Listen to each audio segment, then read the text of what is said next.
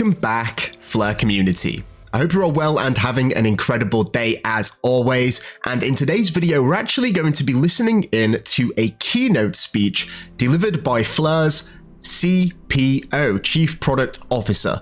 This is Filip, and yes, he's going to be talking at a major event called EthCC. This is started today, and I believe it lasts a few days. Lots of attendees, you can see here, 6,400 plus attendees, over 500 speakers, so this is great exposure for the Flare network, and we did get this news here from the Flare devs team with a little quote here from the presentation. F assets rely on Flare's native data protocols, including the state connector and the Flare time series oracle, to ensure system integrity. Protocol level validation achieves trustless assurance needed for interoperability, and this is a key focus of the Flare network.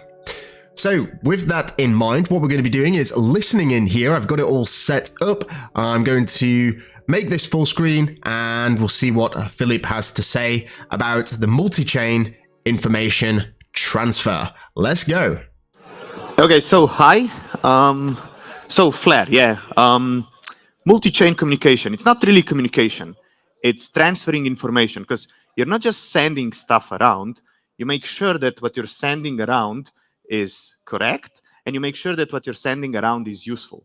So you're not just taking bits and pieces, you're really making sure that whatever gets on another chain or whatever gets from the other chain, so be it Bitcoin, be it XRP Ledger, to your chain, can be useful.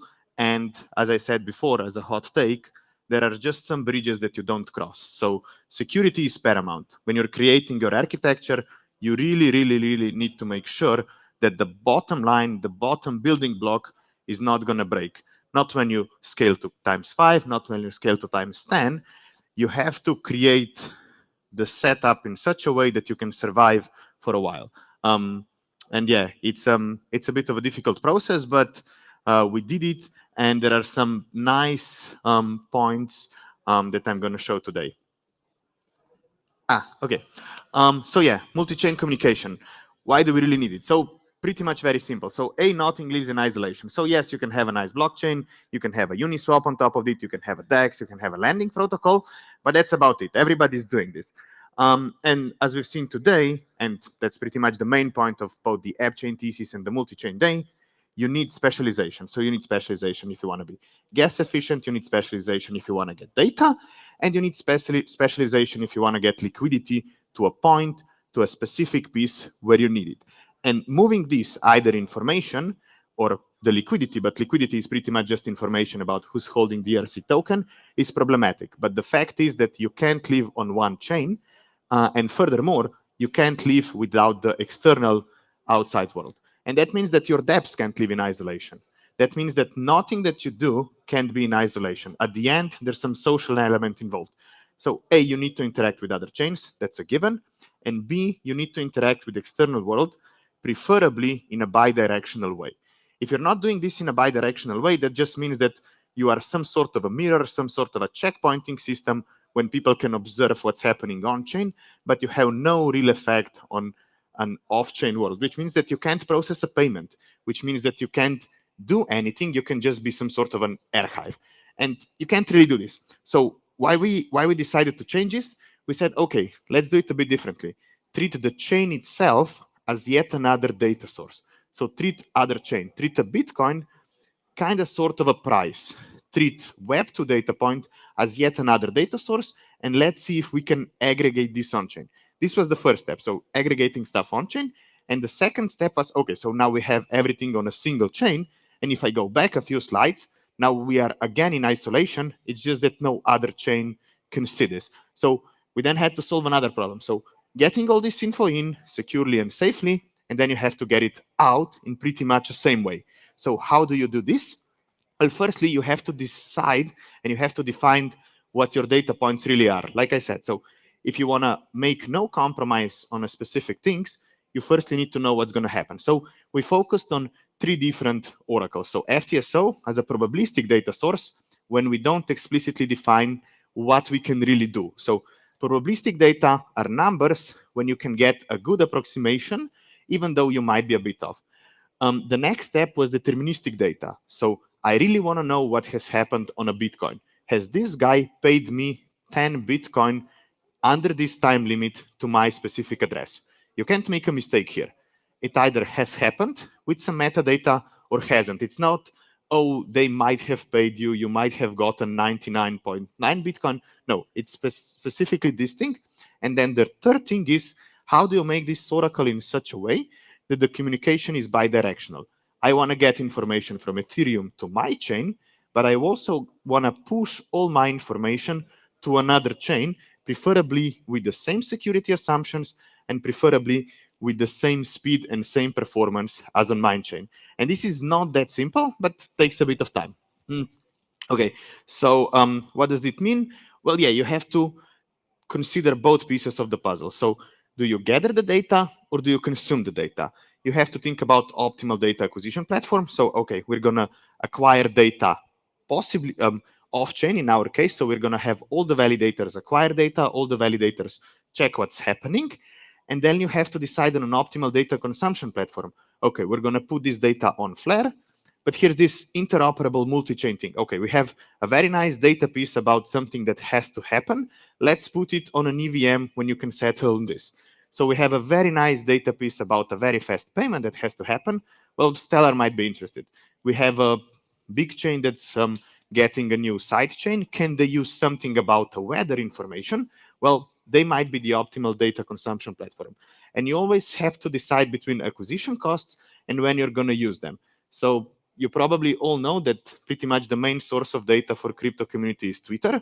And if you go, I don't know, 4 years back, Twitter was mostly used by AI researchers to get insights on what people are thinking, what people are doing. But since the acquisition, the cost of getting data from Twitter has, I think, gone up by the factor of 1,000. So that means that if you want to get a Twitter data point on chain, you're going to have to charge a lot for this. If you're going to want to get a data point about, let's say, a football game on chain, you're going to have to charge a bit less. But what if you want to get a data point about Bitcoin transfer? Well, you can charge much, much less because it's very easy to define what the Bitcoin data point is. And it's very easy to just say, okay, run a Bitcoin observer node, get it there, and get this data point. And all this has to be pretty much taken into account when defining the security assumptions and when defining the rewarding scheme that you're going to use for your system. Because if you're not rewarding the validators, I'm just going to run the same Bitcoin node as everyone else. Worse, I'm going to share the Bitcoin node, I'm going to rent it from somebody else, and then they can do with them pretty much whatever they want. Or instead of going to the official Twitter API, which is expensive, I'm going to go to a proxy that some guy is monitoring and can tweak however they want. So all those things have to be taken into the account. And the next thing is a bit more problematic, and then I'm going to be done with this more technical stuff, is that as soon as you have things on your chain, you're kind of fine. But when you want to push this data to other chains, when you want to have this data available somewhere else to specialize, you run into a bunch of problems. The first is that transactions can't be rolled back. So on your chain, you can have some sort of an optimistic way of saying, okay, somebody has paid me, I'm going to buy an insurance on top of this and say, okay, if this payment at the end does not go through, I'm going to trigger an insurance event and do something with that. But as soon as you put your data on another chain, those rollbacks or these insurance systems are pretty much impossible. Let's say data gets to Flare, we push it to another EVM chain, the Ethereum mainnet, and something else happens on top of this data on another, let's say on another DEX or some other protocol. There is no way to follow this sequence of events and somehow get them back. So that means that as soon as you get a data point on chain, you have to be 100% secure that it's there and it can't move, which provides a problematic second step, which is that as soon as you do this, as soon as you want to do this, you have to wait. And waiting is bad for both developer experience and waiting is bad for user experience. So, I mean, even now, waiting for a few seconds for Ethereum transaction to go through is kind of annoying. But if you want to wait for a Bitcoin chain to fully settle, to use this information, you need to wait for a lot longer. So I don't know, have you deposited Bitcoin to an exchange lately? So waiting for those 3 blocks to go through to be sure that everything is over, that takes time. And you have to take this into the account when you're developing a system. And as we did, we really erred on the side of caution and make sure that A, security is a bit configurable, but B, we impose a hard limits on what kind of security you can configure and what kind of security you can't configure. Because the worst thing that can happen is that you're a protocol, you're allowing people to use your oracle to do something secure, but you allow them to configure the security in such a way that you're giving them a big gun that they can shot themselves in the foot. So you have to be very clear about the security assumptions, and at some point treat users like small children and say, look, you're not allowed to go below this. We made sure that things function up to this point.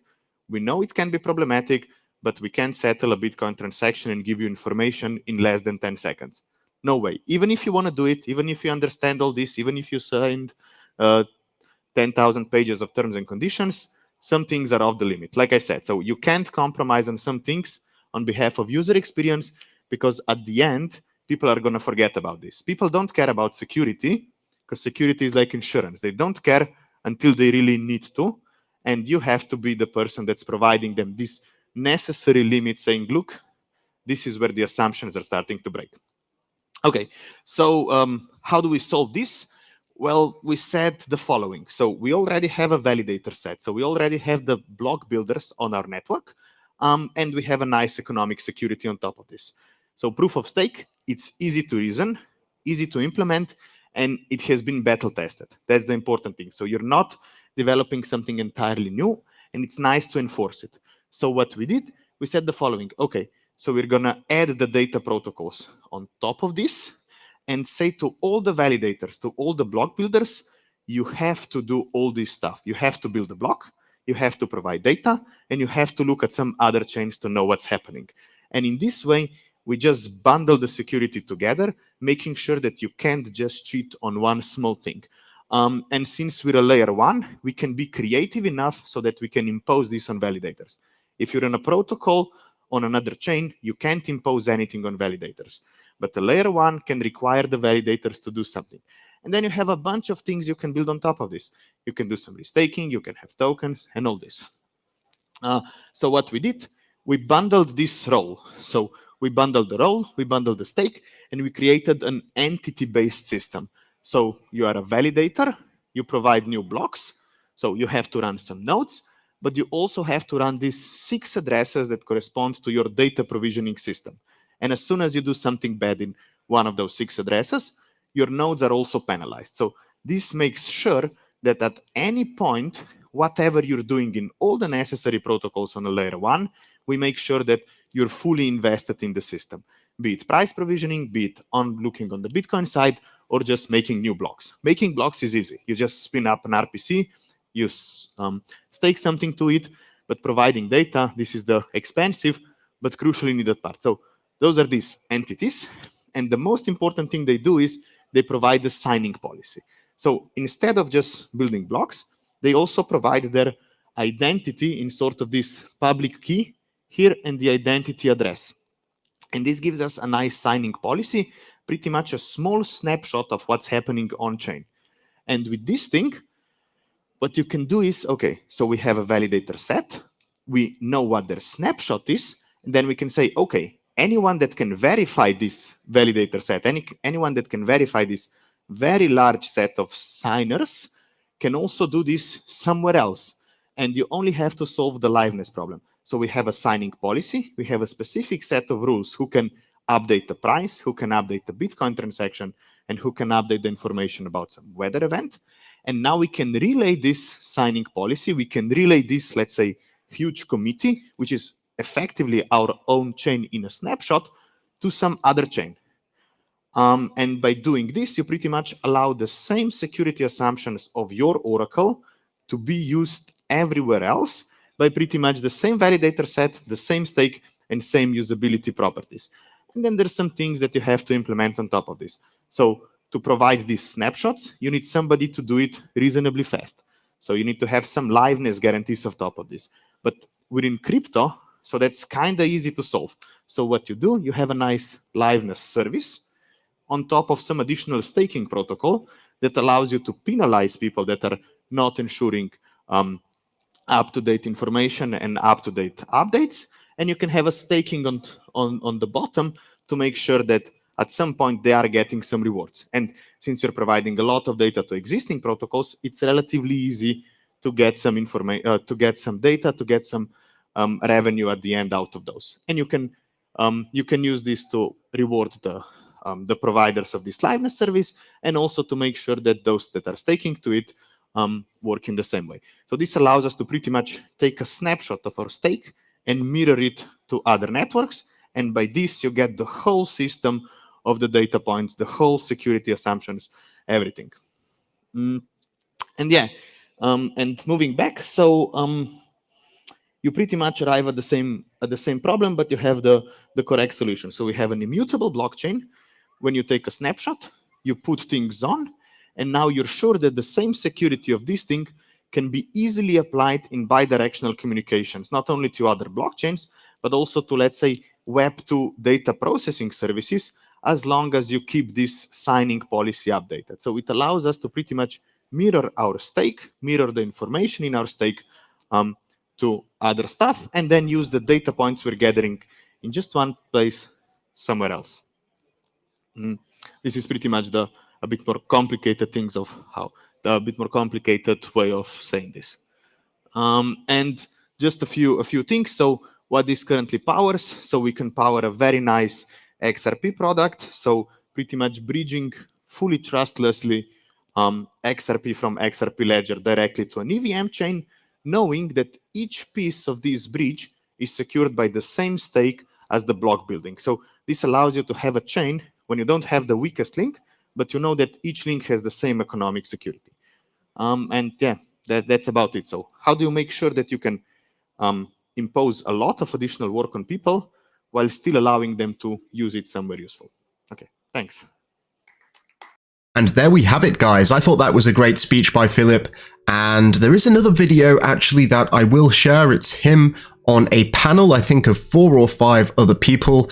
You can be sure to expect that video coming out soon. I'd like to thank you all so much for watching. Please feel free to like and subscribe if you haven't already. Do have yourself a fantastic day. And until next time, I'm out. Mission Control, we have liftoff.